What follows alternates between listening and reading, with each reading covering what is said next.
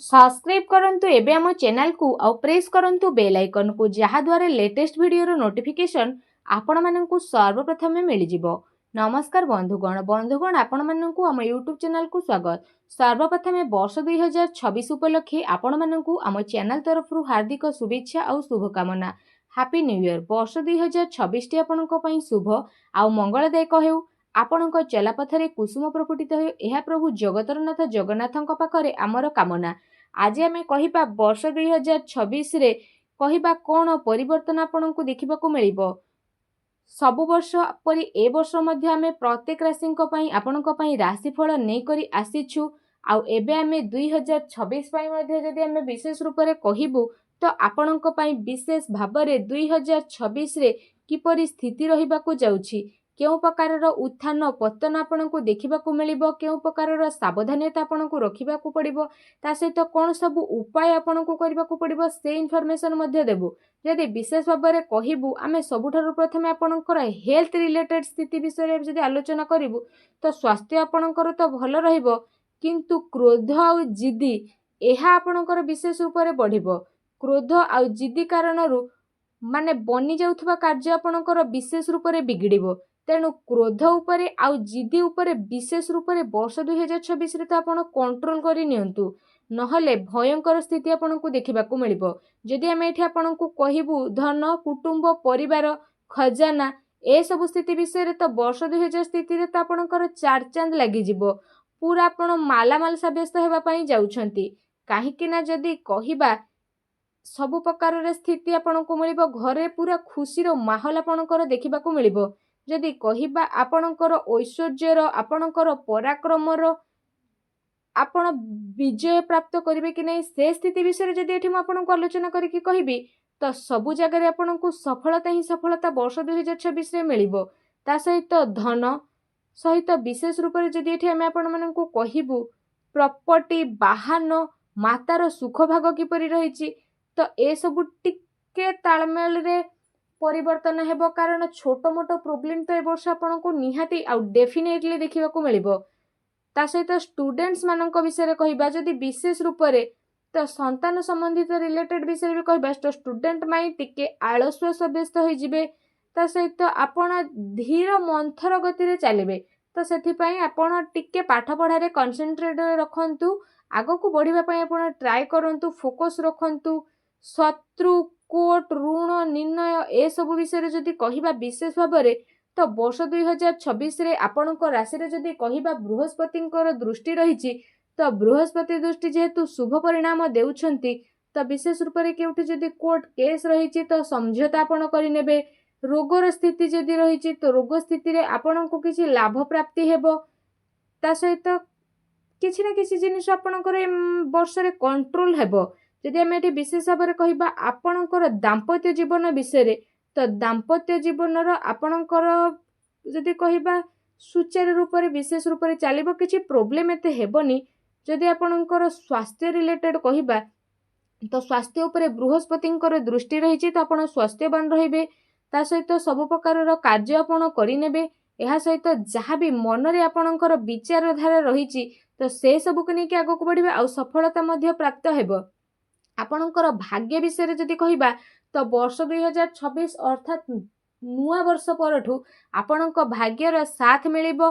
भाग्यर साथ रे आपणकु आगो को पूरा दौड़िबे। परिश्रम तो आपणकु करिबाकु पड़िबो आ परिश्रमर 6 गुणा फल आपणकु प्राप्त हेबो। लाभ ही लाभर जोग आपणक पई बनुछि। राज्य चाकरी व्यापार विषय जदि कहिबा तो से सबु रे पूरा लाभर स्थिति रहिबो। ता सहित किछि उत्थान पतनर स्थिति रहिछि।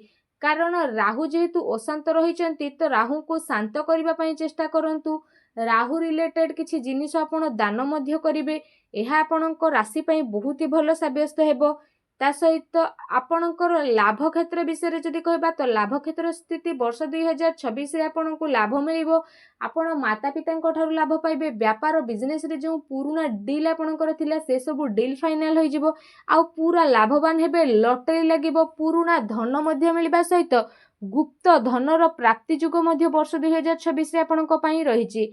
ତା ସହିତ ଖର୍ଚ୍ଚର ସ୍ଥିତି ବିଷୟରେ କହିବା, ଖର୍ଚ୍ଚ ମଧ୍ୟ ଏ ବର୍ଷ ଆପଣଙ୍କର ବଢ଼ିବ। ଲିମିଟେଡ୍ ଖର୍ଚ୍ଚ କରନ୍ତୁ, ଟିକେ କଣ୍ଟ୍ରୋଲ କରିବା ପାଇଁ ଆପଣ ଚେଷ୍ଟା କରନ୍ତୁ, କାରଣ ପଇସା ଆସିବ ଆଉ ଯିବ ଆପଣ ଜାଣିପାରିବେ ନାହିଁ।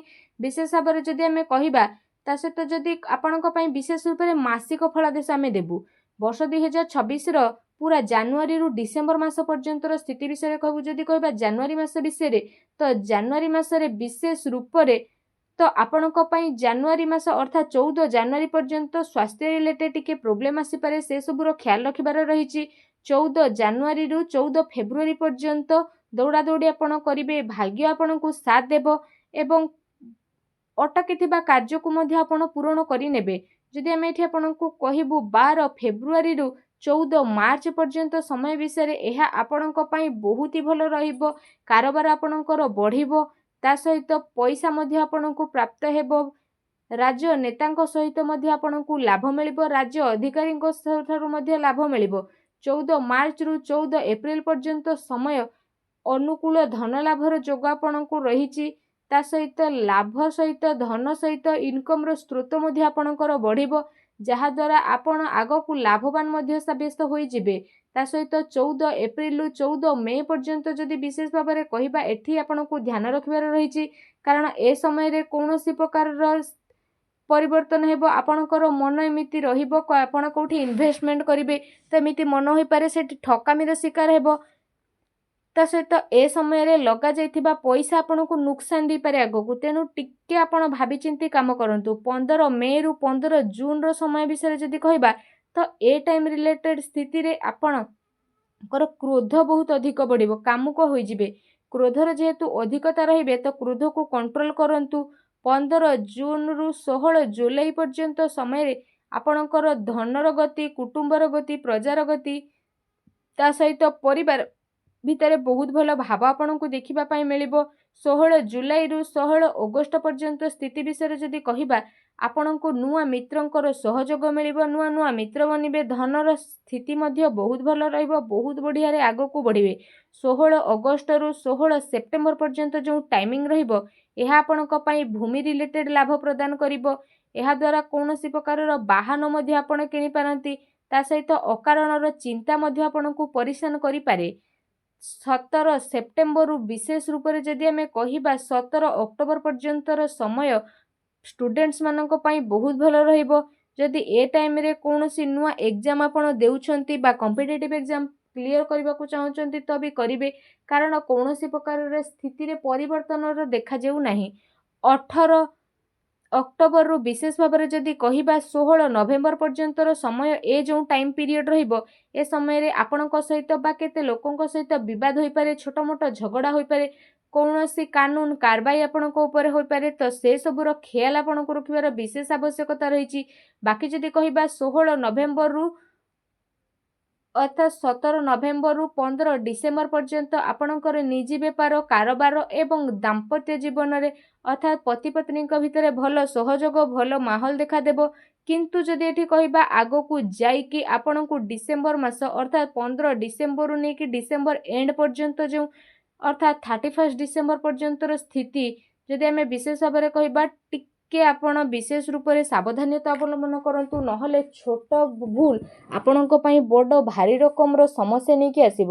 ତେଣୁ ସାବଧାନତା ଅବଲମ୍ବନ କରିବାର ତ ବିଶେଷ ରୂପରେ ଆପଣଙ୍କ ପାଇଁ ଆବଶ୍ୟକତା ରହିଛି। ତା ସହିତ ଯଦି ଆମେ ଆପଣଙ୍କୁ କହିବୁ ବର୍ଷ 2026ର ମହାପ୍ରତିକାର ବା ମହା ଉପାୟ ବିଷୟରେ, ତ ବର୍ଷ 2026ର ସମୟକୁ ଆପଣ ଆହୁରି ଅଧିକ ଭଲ ବନେଇବା ପାଇଁ ଆପଣ ସର୍ବପ୍ରଥମେ ଭଗବାନ ହନୁମାନଙ୍କୁ ପୂଜା କରନ୍ତୁ, ନିଜର ମାତା ପିତାଙ୍କୁ ପ୍ରତ୍ୟେକ ଦିନ ପ୍ରଣାମ କରନ୍ତୁ, ତା ସହିତ ଗାୟତ୍ରୀ ମନ୍ତ୍ରର ଜପ କରନ୍ତୁ।